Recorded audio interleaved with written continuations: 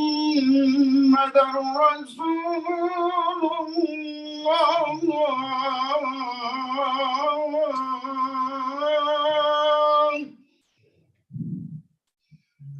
حي على الصلاة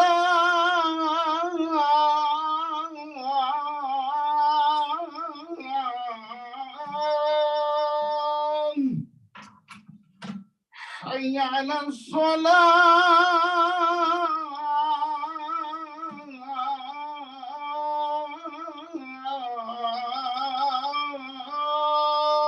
الصلاة حي على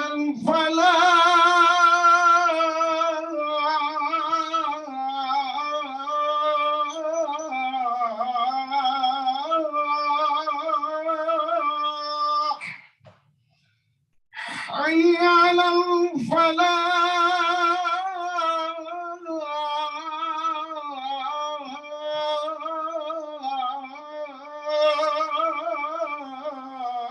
الفلاح الله أكبر الله أكبر لا إله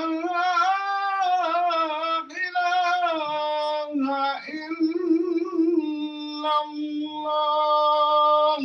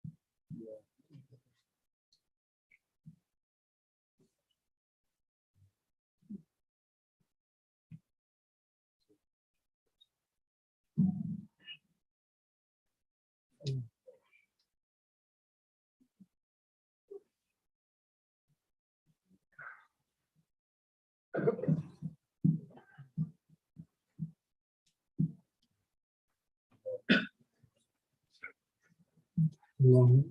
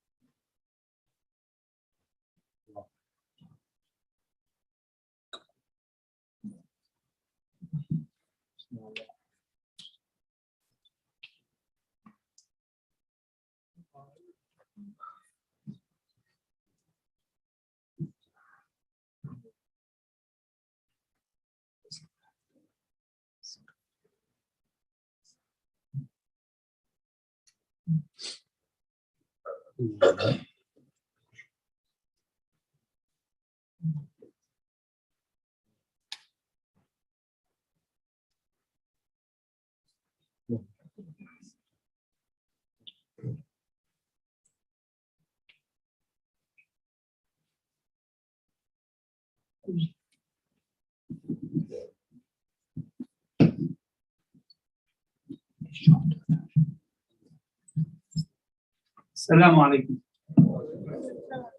الله أكبر الله أكبر الله أكبر الله أكبر أشهد أن لا إله إلا الله أشهد أن لا إله إلا الله أشهد أن محمدا رسول الله أشهد أن محمدا رسول الله حي على الصلاة حي على الصلاة حي على الفلاح حي على الفلاح الله أكبر الله أكبر لا إله إلا الله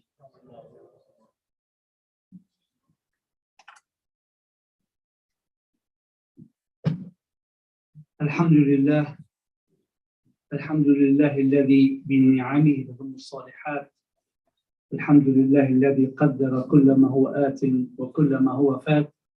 نسأله عز وجل موجبات رحمته، نسأله الفوز بالجنة والنجاة من النار.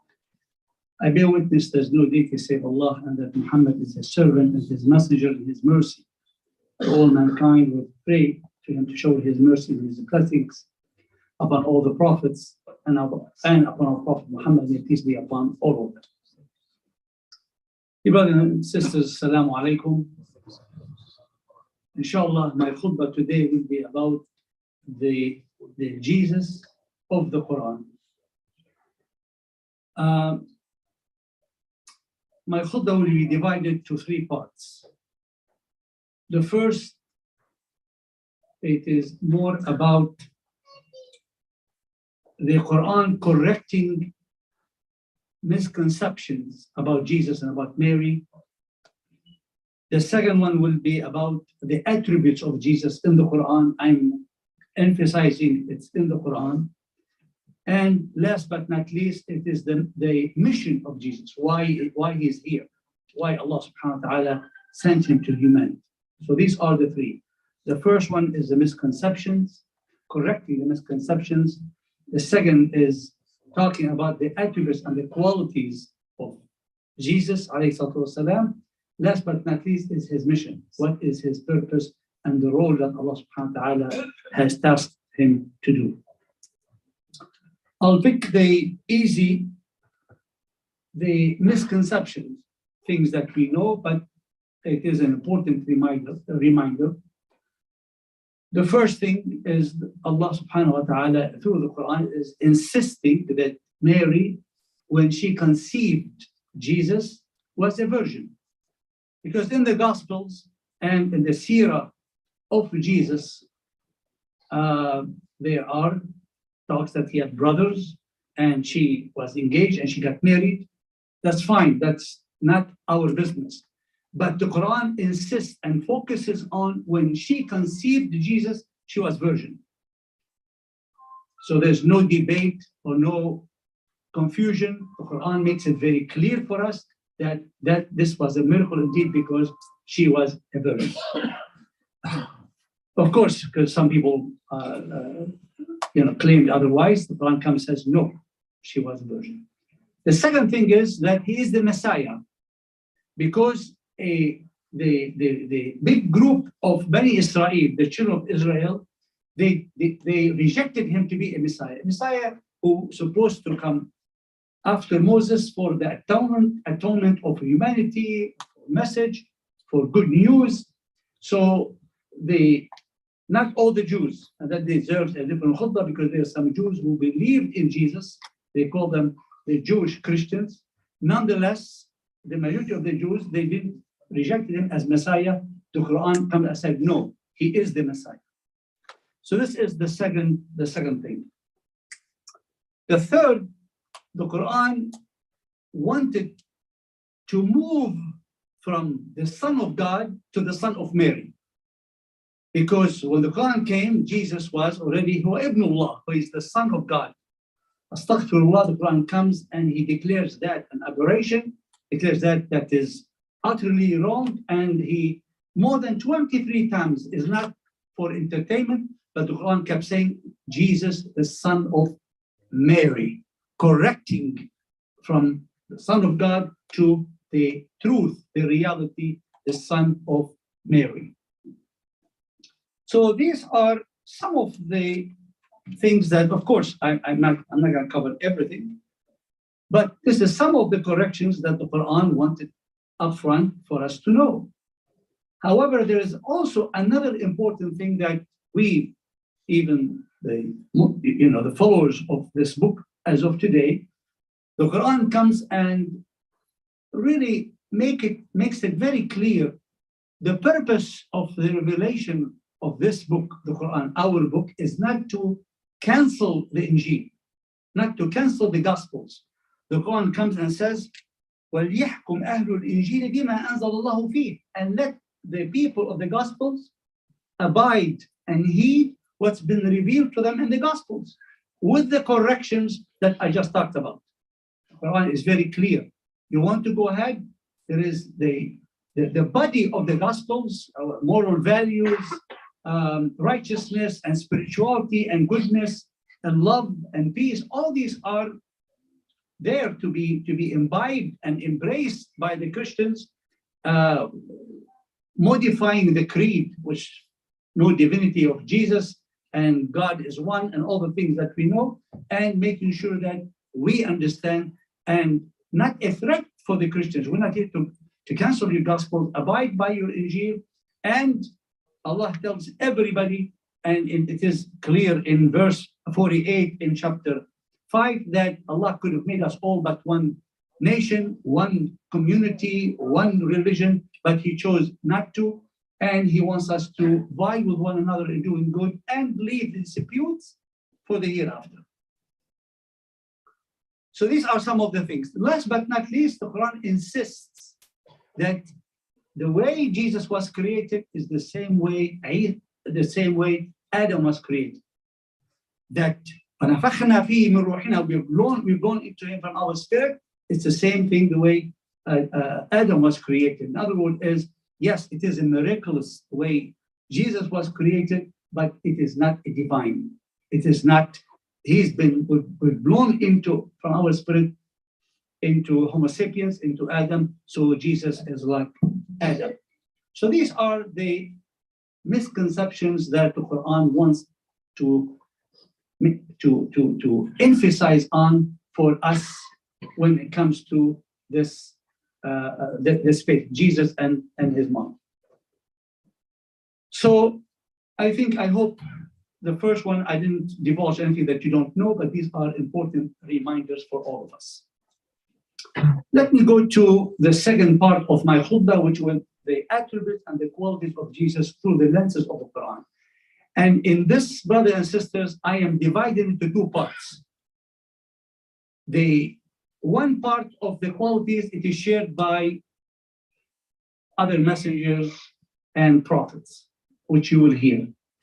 But there is a second part of the qualities only to Jesus. And this is very important. So I will emphasize more on it because it is very unique to Jesus, and the Quran makes that very clear for us. So we'll start. So we finished the misconceptions. Now I go into the qualities and the attributes of Jesus. So the first one would be the shared qualities that Jesus shared with others. So for those who are interested, if you, for example, take chapter 19, I'm not going to go through the verses. There are too many verses, but I picked only the attributes, the qualities that the Quran used for Jesus specifically. All of these will be in chapter 19. He talked about him. He is وَلَا مَنْ زَكِيًّا. He is endowed with purity, the pure. آيَةً لِلنَّاسِ. He is a sign. وَرَحْمَةً مِنَّا. He is a mercy. Abdullah. I wanted to stop on Abdullah. Abdullah, when you sometimes I hear debates, is he a slave of God or is he a servant of God? Of course, for us it's very clear. Abdullah means, he is not God, he is a servant of God. But let me tell you why I choose servant over slave. The slave has a bad connotation, but more importantly, when you say someone is slave, he or she, they are devoid of freedom. So they are not in control of their decision.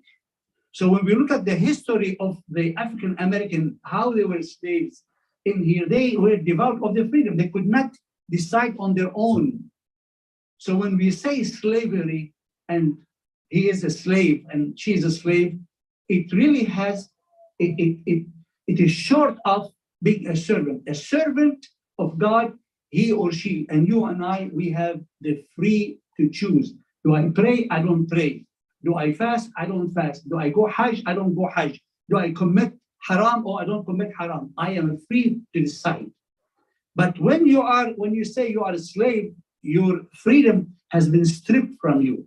So my recommendation, I know some of the translations, they use the word slavery, and like I subscribe to Sheikh Muhammad Asad, who used the word servant, primarily for this distinction, the issue of freedom. So here Allah subhanahu wa ta'ala is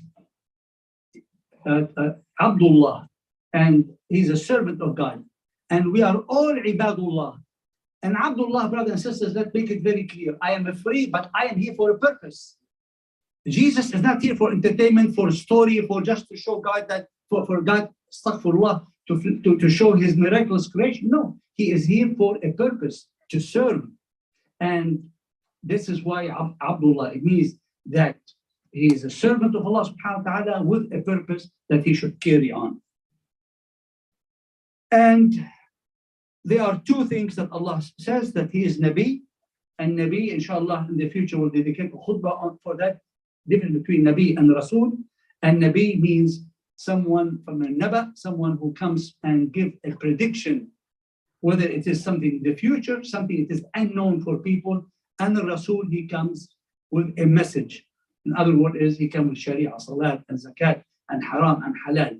And Naba al-Azim is something that is going to happen, or something that is not known to the people, but it happened.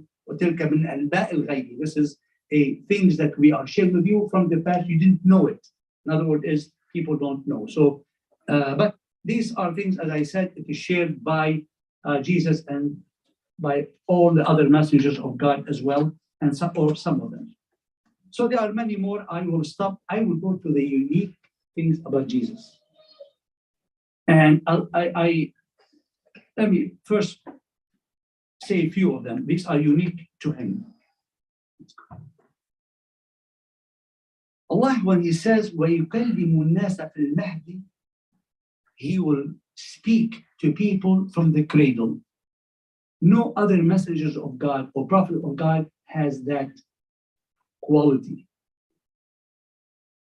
You could look around, people, messengers of God and prophets, but it's received revelations. Some of them, like our prophet at 40, some of them earlier, like Ibrahim, and so on and so forth. But to come out of the womb of your mom, already able to speak to people, this is very unique to Jesus and not to anyone else that we know, and that's what the Quran tells us.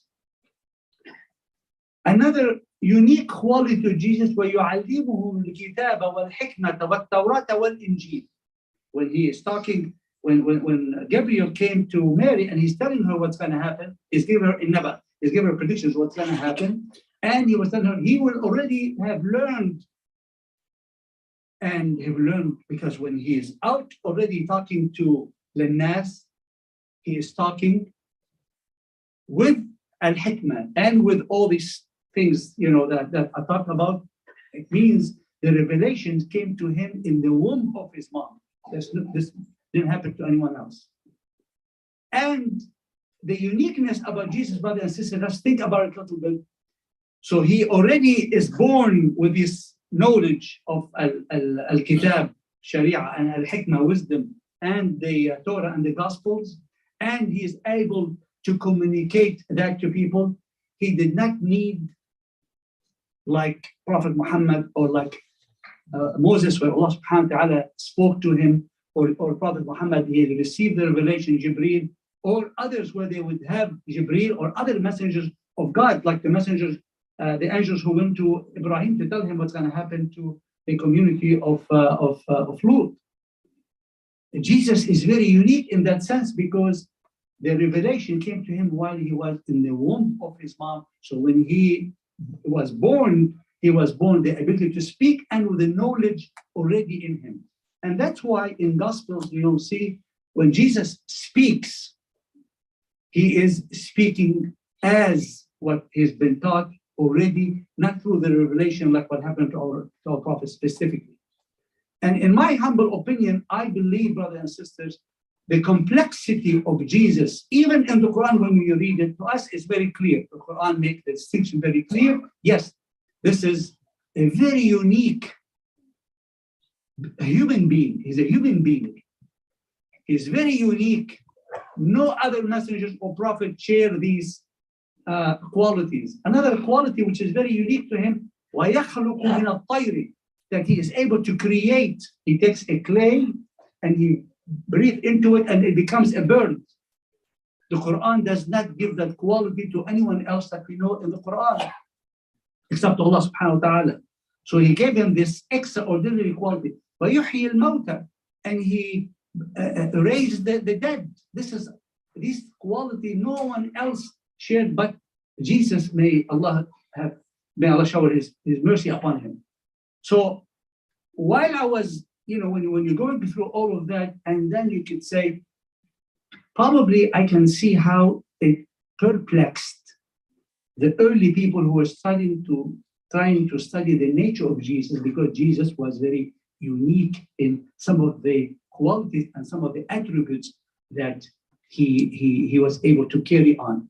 And that's why I go back, and that's why the Quran was instrumental. And I was speaking to some of our there are a few Christians, and I told them I believe they should stay with the gospel, read the gospel, don't change, but read the Quran, because the Quran is reaffirming everything that you believe in, the 10 Commandments, everything, it is there, but it is clarifying this misconception that were complex for the human mind to process about 2,000 years ago. That's when Jesus was born, and that's why the Quran can be instrumental in helping our fellow Christians will come to the creed, because it is indeed a complex, and the Quran is capable of clarifying he is not God, he is not the Son of God. And yes, all these are miracles, these are unique to him, but because of God's gift to him, that's what Allah had given to him, and so on. So I think these are some of the qualities, brothers and sisters, that some of them are shared by others and some of them are not. And I spoke about this. Last is what was sent here to do what? The first thing is, which is under the mission. What is his mission? Every messenger and prophet has a mission. What was the mission of Jesus? The first thing, brothers and sisters, is a continuation of all those who came before him. It's not just an aberration or something that it happened on its own. No, Allah insists and reminds us and tells all monotheism, that the big family, that they are all from God and they come one after another one for a purpose. So in other words, he is a part of this lineage. It's a continuation for other messengers and prophets of God. So this is the first one, to reaffirm and to remind humanity of Adam and Noah and Abraham and Moses and all in between to Jesus. And then he will give the prediction that Prophet Muhammad Ahmad will come later. So the first one is reaffirming the continuity of monotheism. The second, brothers and sisters, is to liberate people. When Allah subhanahu wa ta'ala makes things haram, it's not always because it is bad for us, but sometimes it's to punish people. When people are not abiding and not heeding, so Allah subhanahu wa ta'ala make things haram for them.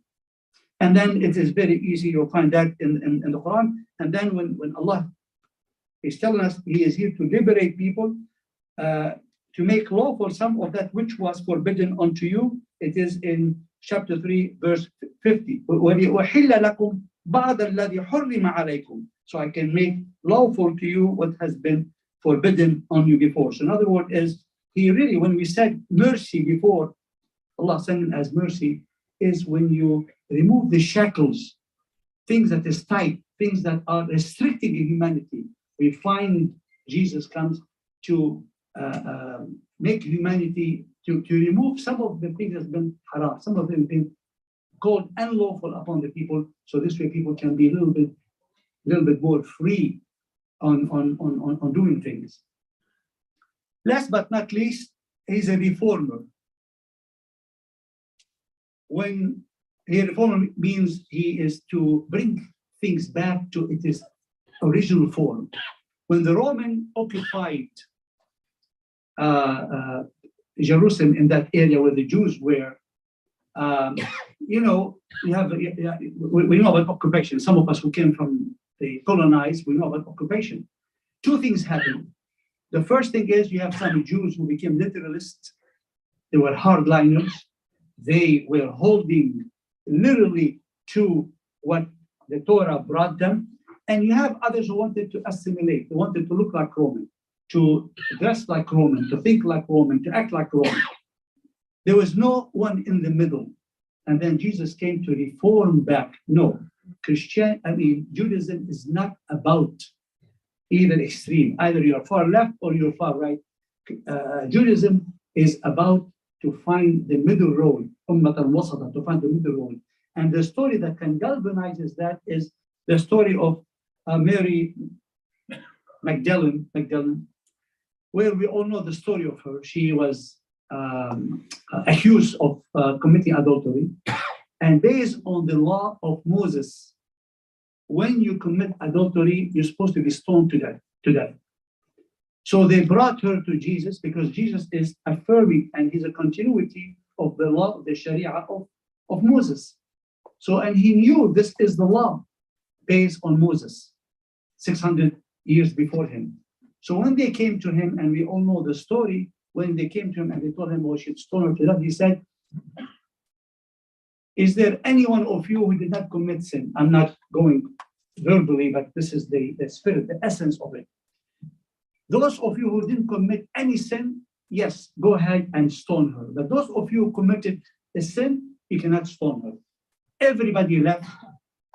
In other words, is Jesus was teaching them the concept of mercy and not to be literalist of the meaning of the law, but to really understand the spirit of the law. And the spirit of the law is very much compassion and mercy. أقول قولي هذا وأستغفر الله لي ولكم ادعوا الله. الحمد لله الذي كتب على نفسه الرحمة وأشهد أن لا إله إلا الله وحده لا شريك له وأشهد أن محمدا عبده ورسوله إن الله وملائكته يصلون على النبي يا أيها الذين آمنوا صلوا عليه وسلموا تسليما اللهم صل وسلم وبارك على سيدنا محمد وعلى آله وصحبه وسلم. Dear brothers and sisters, I admit this is a little bit probably dense when we are talking on three parts: the misconceptions, the attributes of Jesus, and the mission. I hope I intrigued you to really study more about Jesus, to learn more about Him from the Quran, because I believe He can really offer a model for us to follow. However, what I wanted to, while I was talking on Sunday, someone asked me a question, said, how do I respond to those who they ask me, Christians? You're at work, at school, wherever you are, how do I respond to them when they ask me about the nature of Jesus? So my response to that individual is the same response that Ja'far, the cousin of the Prophet, gave to the king of Abyssinia. When the Muslims, the first Hijrah, when they left Abyssinia, and they went, and the king was Christian, and he had his entourage around him, and when he asked the Muslims what you are here for and what you stand for. So Ja'far spoke eloquently, highlighted what is the message of Islam and so on. After he finished, the king was impressed. Everything was about morality and righteousness and goodness. Nothing different from Christianity that he believes in. However, the enemy of the Muslims from the Mecca who followed them, they want to put a trap for the Muslims.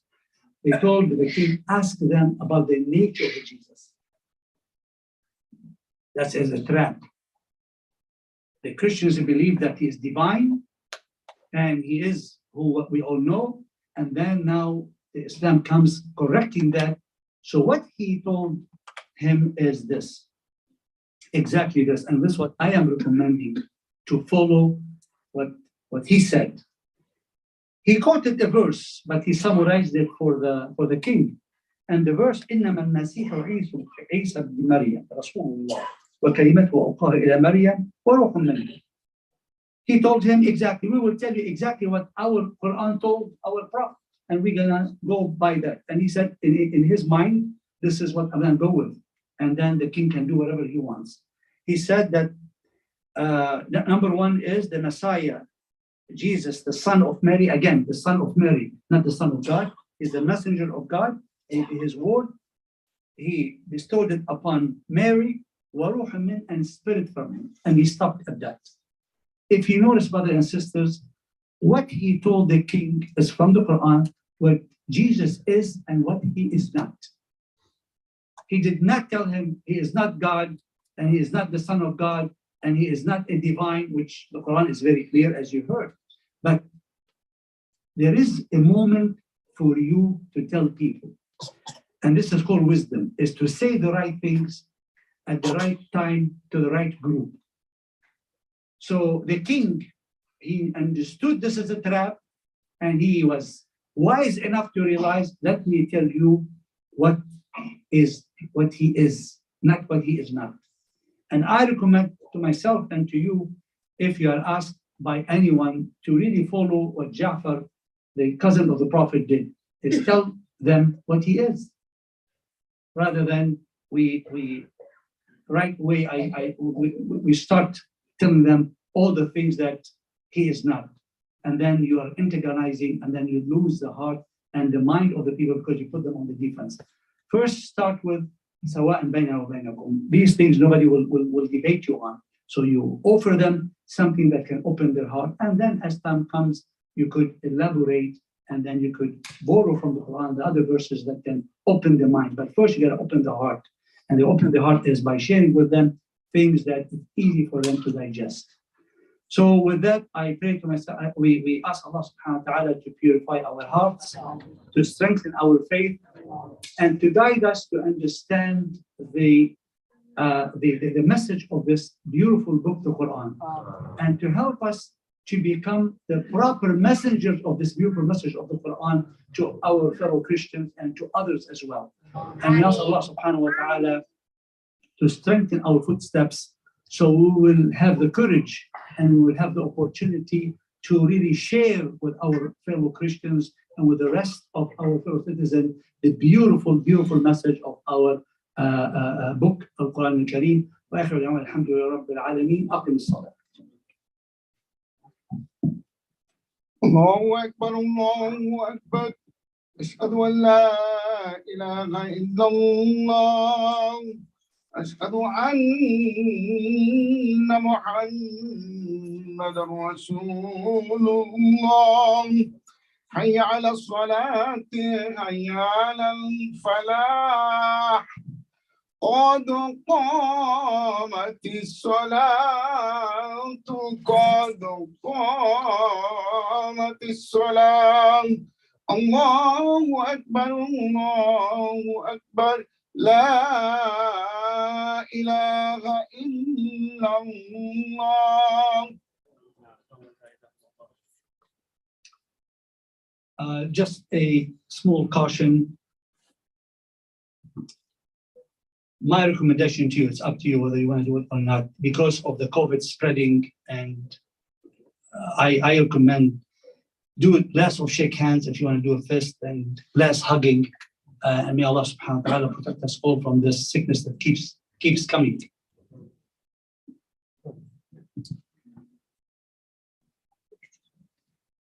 Allahu Akbar.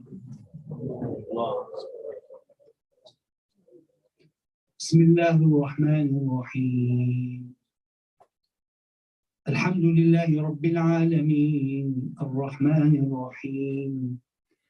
مالك يوم الدين إياك نعبد وإياك نستعين اهدنا الصراط المستقيم صراط الذين أنعمت عليهم غير المغضوب عليهم ولا الضالين والضحى والليل إذا سجى ما ودعك ربك وما قلى وللآخرة خير لك من الأولى ولسوف يعطيك ربك فترضى ألم يجدك يتيما فآوى ووجدك ضالا فهدى ووجدك عائلا فأغنى فأما اليتيم فلا تقهر وأما السائل فلا تنهر وأما بنعمة ربك فحدث. الله أكبر. سمع الله لمن حمده. الله أكبر.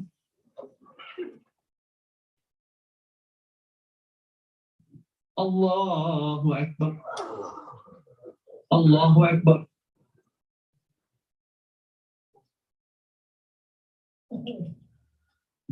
الله أكبر.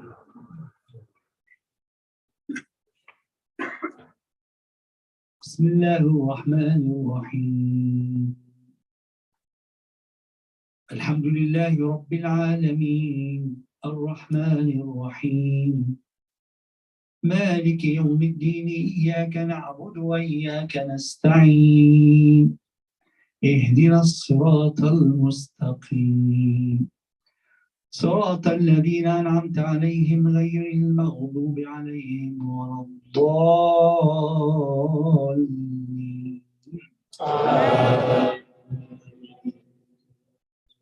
قل هو الله أحد الله الصمد لم يلد ولم يولد ولم يكن له كفوا أحد.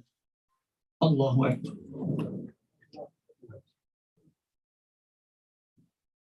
سمع الله لمن حمده. الله أكبر.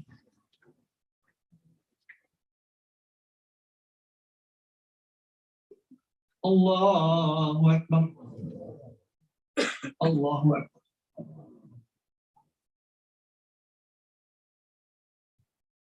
الله أكبر.